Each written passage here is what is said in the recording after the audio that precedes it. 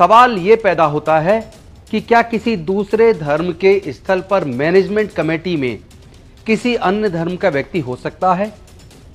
क्या राम मंदिर temple trust जो इन्होंने बनाया, क्या उसके मैनेजमेंट में किसी अन्य धर्मों के लोगों को रखा?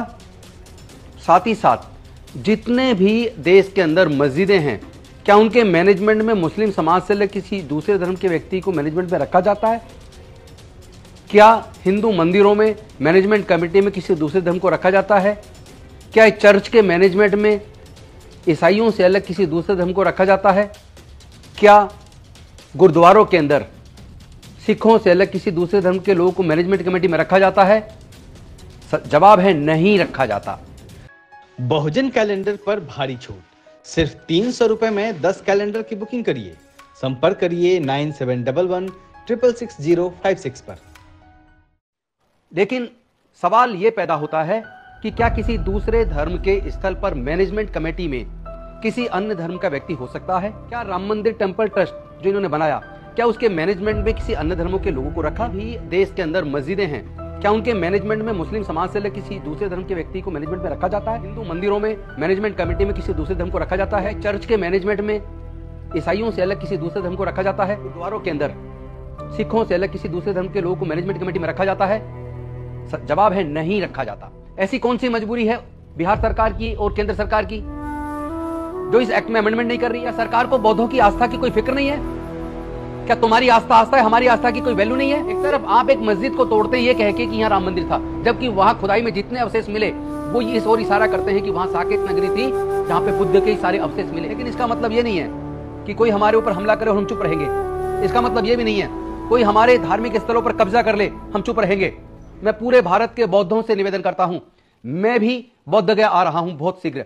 आप नमो बुद्धाय, जय भीम, जय भारत, जय संविधान, जोहार। साथियों, आप सब जानते हैं कि महाबोधि टेम्पल जो बोध गया में स्थित है वो एक ऐसा महान और पवित्र स्थान है जहां तथागत बुद्ध को लंबे तपस्या के बाद ज्ञान की प्राप्ति हुई थी।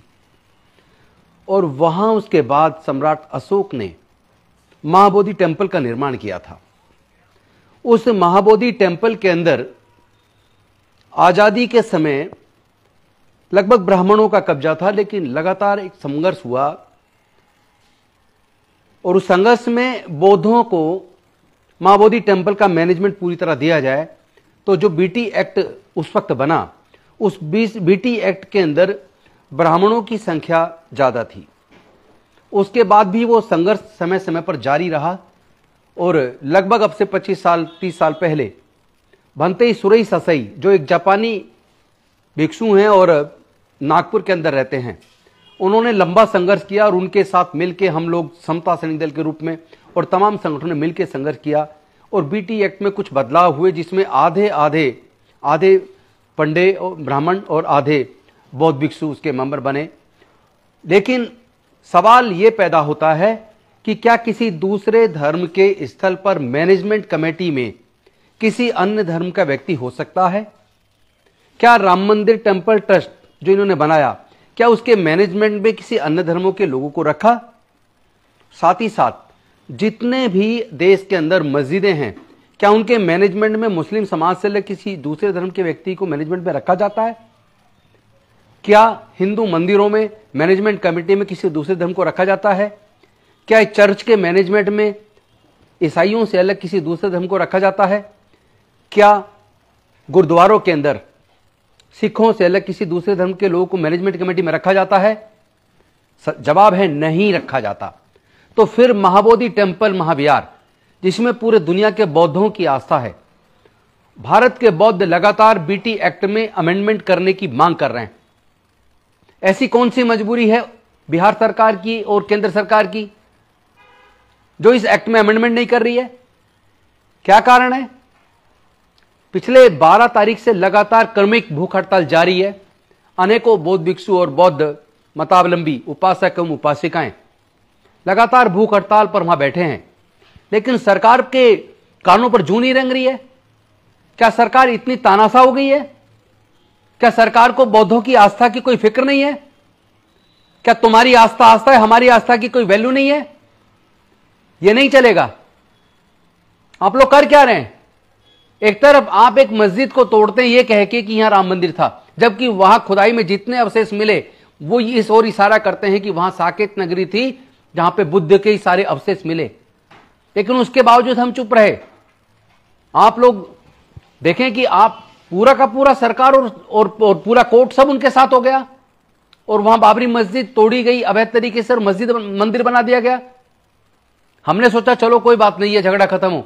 लेकिन आप अगर अपने उस जगह पर जहां कभी बौद्ध विहार हुआ करता था, जो साकेत नगरी थी, वहां आपने मंदिर बना लिया। लेकिन यह महाविहार बौद्धों की आस्था का केंद्र है। आप बौद्ध लोगों को इतना कमजोर मत मानो। माना कि बुद्ध ने दुनिया को शांति और मानवता का संदेश दिया। यह भी सच्चाई है कि दुनिया को समता, स्वतंत्रता, बंधुता, न्याय, प्रज्ञाशील, करुणा और मैत्री का मार्ग तथागत बुद्ध ने दिलाया। यह भी सच है कि हम लोग अहिंसावादी हैं। लेकिन इसका मतलब यह नहीं है कि कोई हमारे ऊपर हमला करे और हम चुप रहेंगे। इसका मतलब यह भी नहीं है कोई हमारे धार्मिक स्थलों पर कब्जा कर ले, हम चुप रहेंगे। मैं पूरे भारत के बौद्धों से निवेदन करता हूं, मैं भी बौद्ध गया आ रहा हूं बहुत शीघ्र। आप लोग भी बौद्ध गया आइए या अपने अपने राज्य में बीटी एक्ट को पूरी तरीके से रिपील करने और महाबोधि टेम्पल का पूरा मैनेजमेंट बौद्धों को दिया जाए। इसके आंदोलन को अपने अपने राज्य में तेज कीजिए, अपने जिला मुख्यालयों पर तेज कीजिए। इस लड़ाई को तब तक लड़ना पड़ेगा जब तक महाबोधि टेम्पल का पूरा मैनेजमेंट बीटी एक्ट को रिपील करके बौद्धों को नहीं सौंप दिया जाता। मैं नीतीश कुमार जी से कहना चाहता हूं और नरेंद्र मोदी जी से भी कहना चाहता हूं कि तुरंत आप इस ओर संज्ञान लीजिए और तुरंत अतिशीघ्र कार्रवाई कीजिए। इस एक्ट को तुरंत रिपील करके अध्यादेश लाकर, जब तक कि आप एक्ट बनाए तब तक अध्यादेश लाकर इसका पूरा मैनेजमेंट बौद्ध लोगों को सौंप दीजिए। अन्यथा पूरे देश में बहुत बड़ा आंदोलन चलेगा। हमारी शांति को और हमारे प्रेम भाव से जिस तरह हम डिमांड कर रहे हैं, इसको आप अन्यथा ना लें। हम लोग इस लड़ाई में हर प्रकार की कुर्बानी देने के लिए तैयार हैं। और मैं तमाम बौद्धों से कहना चाहता हूं, तमाम अम्बेडकरवादियों से कहना चाहता हूं, आप लोग शांतिप्रिय तरीके से इस लड़ाई को लड़ें, लेकिन हर प्रकार की कुर्बानी देने के लिए तैयार हो जाए। मैं खुद भी कुर्बानी देने के लिए तैयार हूं। हम सब लोग मिलकर महाबोधि टेम्पल को मुक्त कराएंगे। प्लीज सब लोग एकजुट होइए और अपने आस्था के केंद्र, अपने बुजुर्गों की सांस्कृतिक विरासत महाबोधि टेम्पल को हम लोग मुक्त कराकर बौद्धों के अधीन लेकर रहेंगे।